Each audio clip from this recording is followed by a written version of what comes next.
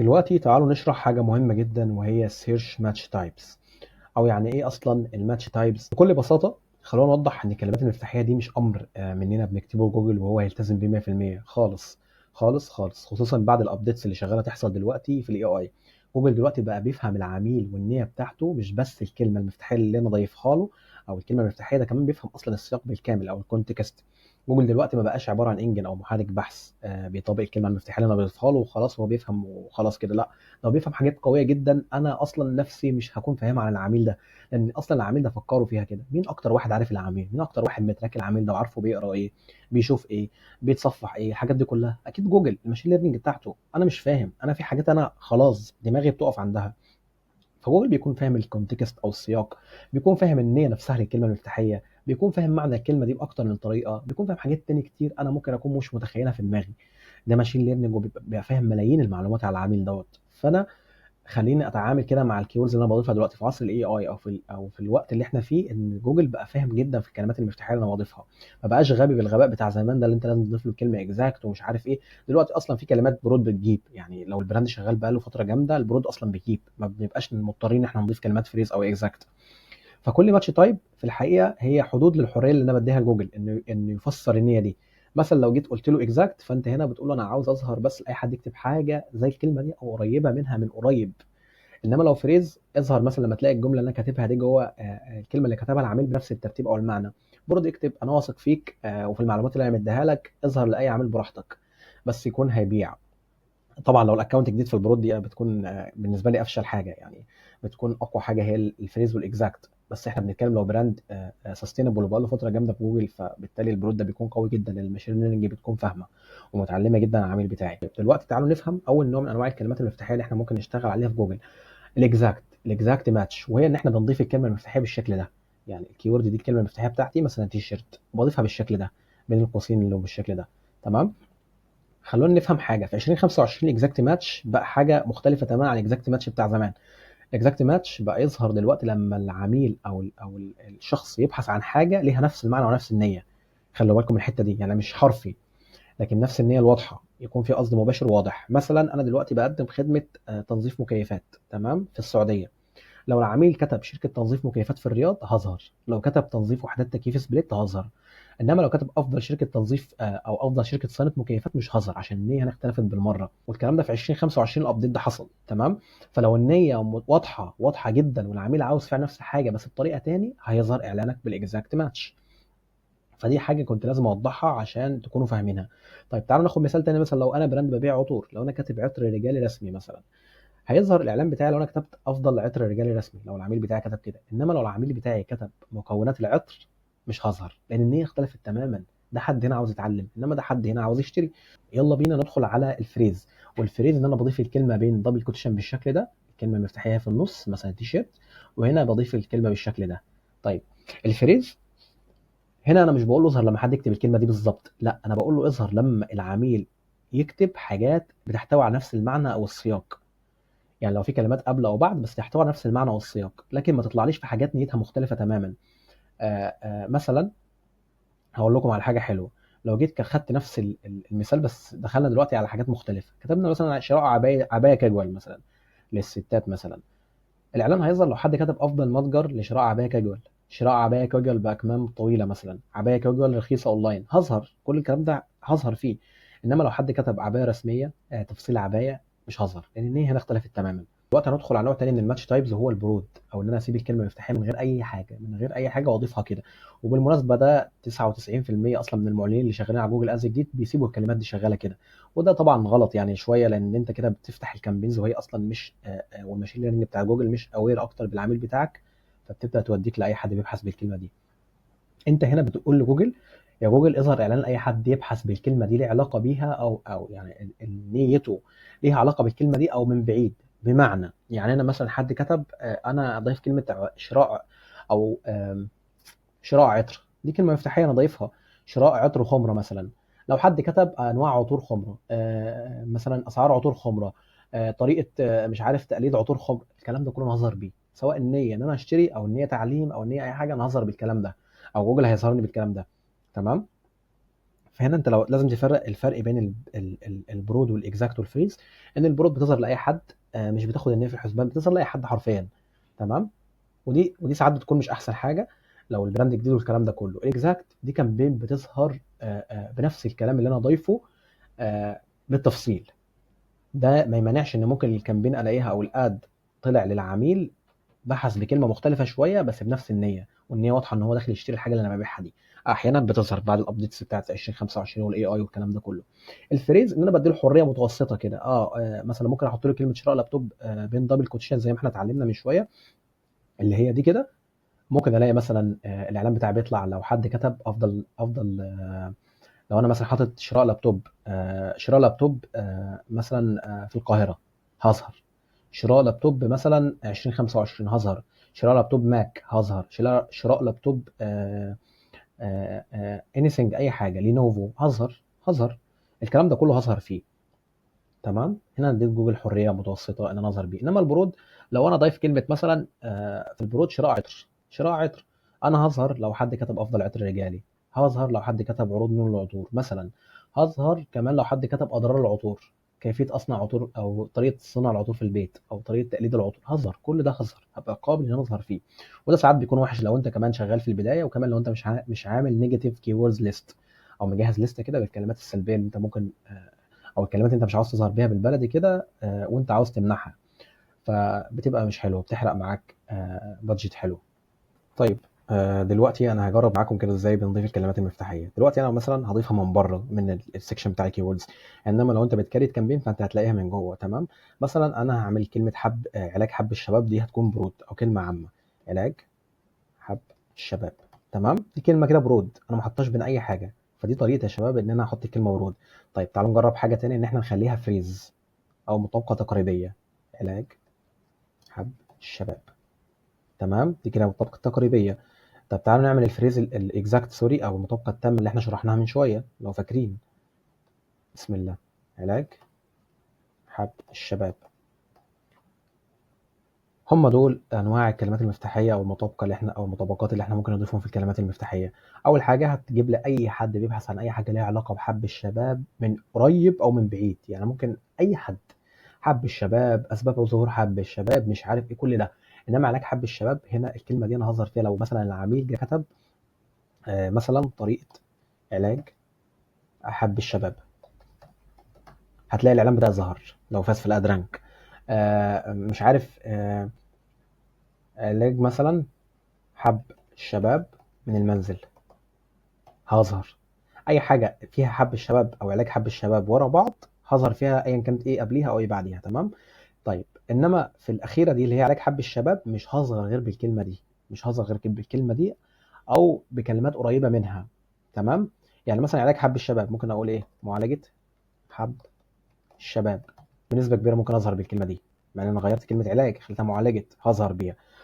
والكلام ده كله. احنا هنا شرحنا دلوقتي انواع المطابقه بتاعه الكلمات المفتاحيه وشرحناها بشكل عملي هنا عشان لما تبقوا بتضيفوها تبقوا عارفين ازاي بنعمل. طيب دلوقتي جاء وقت اهم حاجه محتاجين نتكلم عنها، وهي النيجاتيف كيوردز. ودي تعتبر خط دفاعك الاول بالبلدي كده زي ما بنقول، اللي هي بتحميك من اي فرص انك تظهر في حاجات ملهاش لازمه او ملهاش علاقه باللي انت بتبيعه او اللي انت بتسوق له. النيجاتيف كيوردز من الحاجات المهمه في جوجل ادز، واللي بتخليك بنسبه 100% باذن الله تتحكم في الميزانيه بتاعتك من الصرف العالي على كلمات ملهاش علاقه بالبيزنس بتاعك، وانك تحقق رواز افضل بالتالي يعني. طيب ايه انواع الماتش تايبز بتاعه النيجاتيف كيوردز؟ بالمناسبه ما حدش شارح الكلام ده في الوطن العربي، ما حدش شارح الكلام اللي انا بشرحه في الجزئيه دي. ففضلا نركز، لو انت تهت روح اعمل لك كوبايه شاي او افصل شويه وتعالى كمل تاني. النيجاتيف كيوردز يا شباب ليها ماتش تايبس. في ناس اصلا بتضيف النيجاتيف كيوردز كده، يقول لك هات الكلمه دي اضيفها برود نيجاتيف كيوردز. هي حلوه كل حاجه، بس لازم تفهم النيجاتيف كيوردز ليها ماتش تايبس، فريز واكزاكت وبرود زي ما احنا شرحنا من شويه، او مطابقه تامه، مطابقه تقريبيه، او ان احنا نسيبها بشكل عام.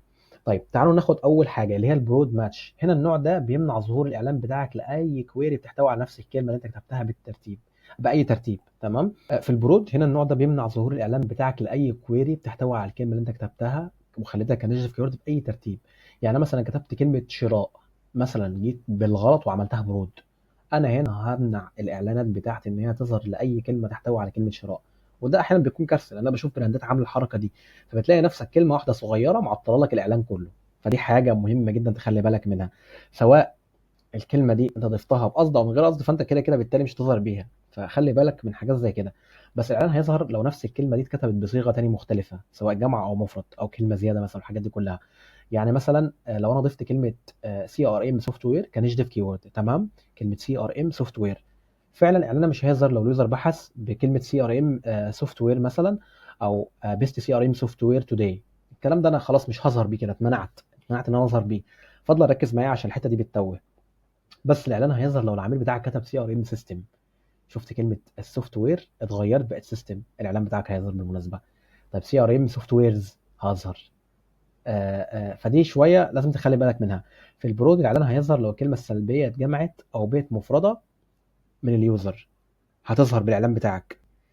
خلي بالك عشان احنا هنا الحته دي بتتوه، هي توهتنا انا كذا مره شخصيا.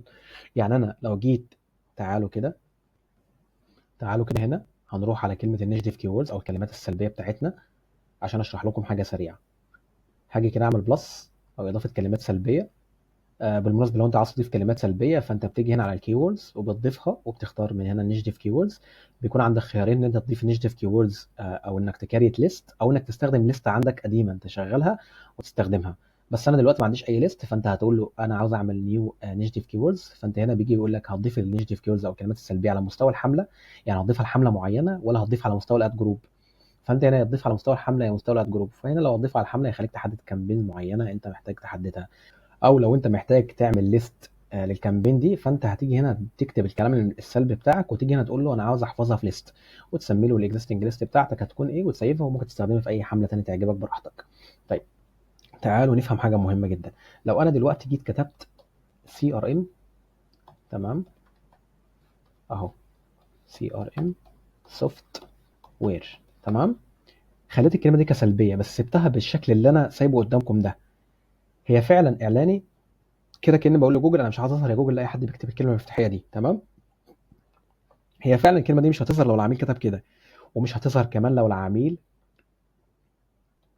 كتب كده بيست سي ار ام سوفت وير، تمام. كده دي حاجه حلوه، انا مش عاوز اظهر وفعلا انا ما ظهرتش. انما لو العميل بتاعك كتب سي ار ام سيستم وغير الكونتكست بتاع الكلمه شويه نوعا ما، فهتلاقي نفسك بتظهر بالاعلان ده. خلي بالك هتلاقي نفسك بتظهر بالكلمه دي. طيب لو العميل كتب نفس الكلمه دي في البرود بس جمعها وخلاها سوفت ويرز، اعلانك هيظهر وهيعمل عكس اللي انت عاوزه. انت هنا الغرض باللي انت عامله ان انت مش عاوز الكلمه دي تظهر، بس لو العميل بتاعك جمع الكلمه دي وكتب سي ار ام سوفت ويرز هتلاقي اعلانك ظهر، تمام. خلوا بالكم من حاجه زي كده.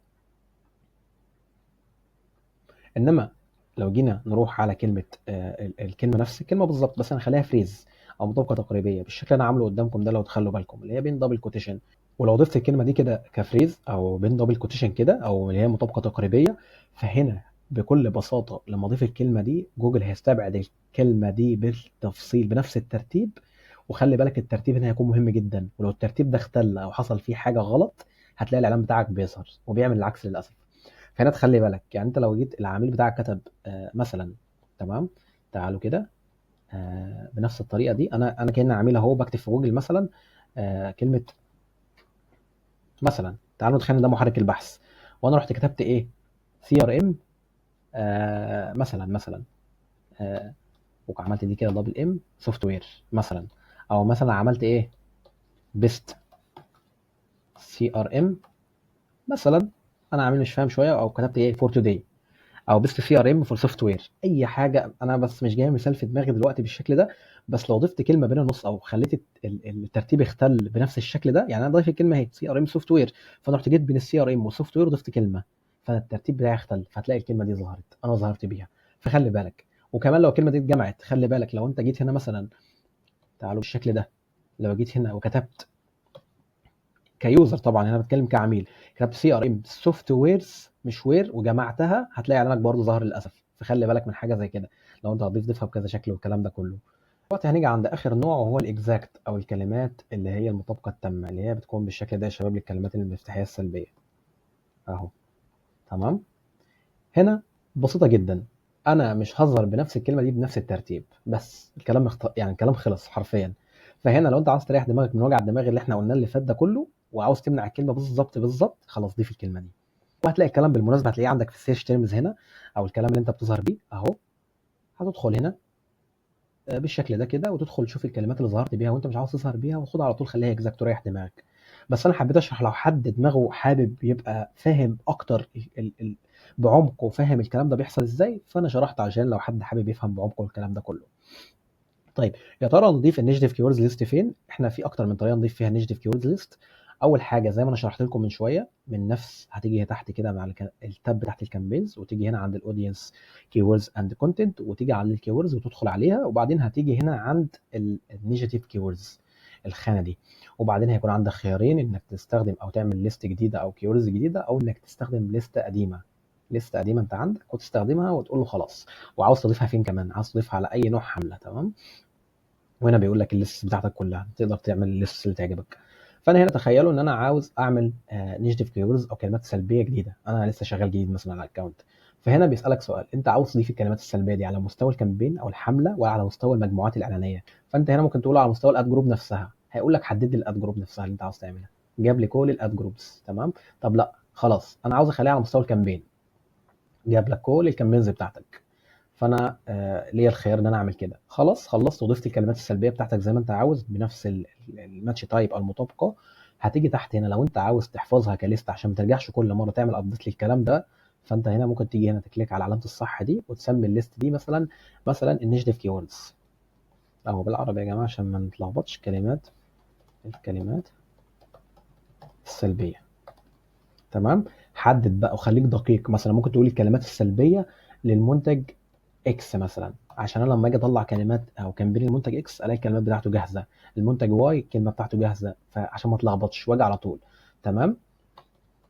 بنفس الشكل.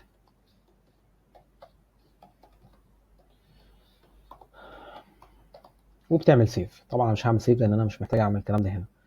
طيب يكون عندك مثلا كلمات مفتاحيه عايز تمنعها بس في حمله معينه، مش على مستوى المجموعه ولا مستوى الاكونت كله. مثلا انا عندي حمله نون براند وانا عاوز امنع منها كلمات البراند. دي فكره حلوه قوي. يعني انا مثلا عامل كامبين مش عاوز اظهر فيها بحملات بكلمات البراند بتاعي.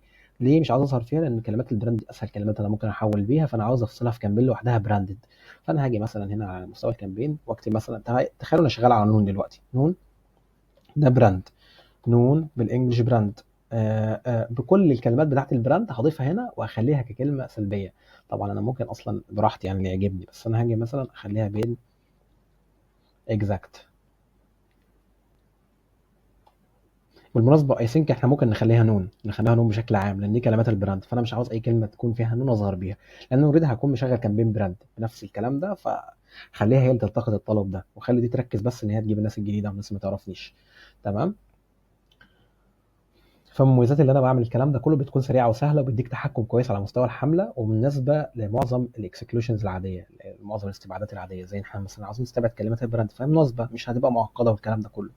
هي عيوبها بس لما عدد الحملات يكتر فتبدا انت نفسك تتلخبط، انا كنت عامل هنا اكسكلود فين وهنا اكسكلود فين، فالدنيا هتلاقيها لفت منك. بس هي كويسه جدا للمستوى الحالي، لو انت شغال مثلا على كامبينز كويسه وقليله مش كتير قوي وشغال عليها، فانت ممكن تعمل اكسكلود براحتك.